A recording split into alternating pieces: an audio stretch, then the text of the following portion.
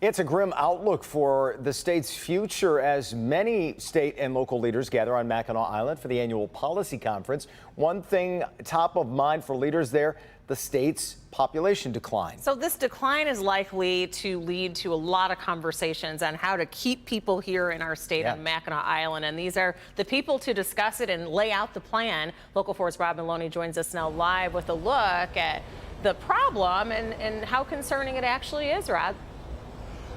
Well, in terms of economics, it's massive because we've seen this for quite some time in the state of Michigan. We have world-class universities like here at Wayne State University, and they come from all over the world to get that sheepskin and then head out of town to Boston, Chicago, New York. And so the belief is that we need to stem this tide. In fact, Richard Chuba, who is our pollster, has gone out just in advance of the Mackinac conference to figure out exactly where we stand with this issue.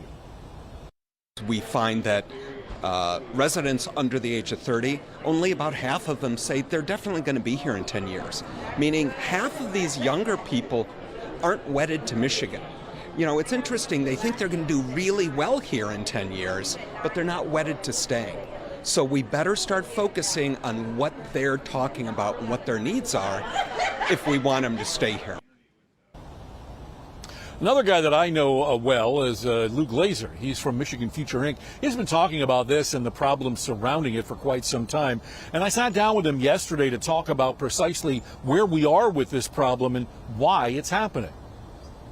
We've gone from like a high prosperity state to a low prosperity state. The U.S. Commerce Department ranked Michigan 18th in per capita income back in 2000. Now it's 38th. Numbers like that scare Lou Glazer. We have not made a priority on preparing and retaining and attracting talent, and that's what matters most to this economy. On the University of Michigan campus, the bright and bright-eyed co-eds looking to build prosperous futures get great degrees in things like computer science. Keisha Bulwer and Samantha Alganami see their futures elsewhere, though. Will you even consider staying in Michigan? Honestly, I was thinking like California or somewhere like the East Coast where there's like more tech jobs. Probably the West Coast, like Washington or Oregon or California.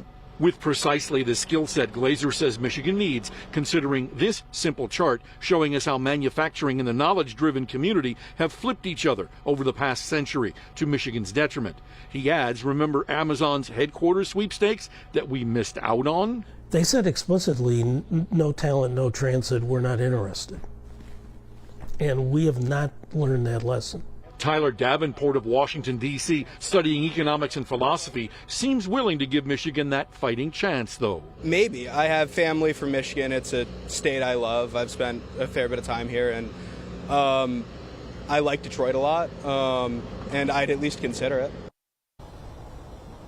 Now, one of the problems is this is going to be expensive to fix, he said, because Motown being Motown, they passed on mass transit so long ago when there was that discussion it was being built in this country. And without that, he says, the young professionals with, the possibility of making a lot of money aren't going to want to be here. They want cities that have mass transit that they can live in places like New York, Chicago, and Boston. Reporting live downtown, Rob Maloney, Local 4.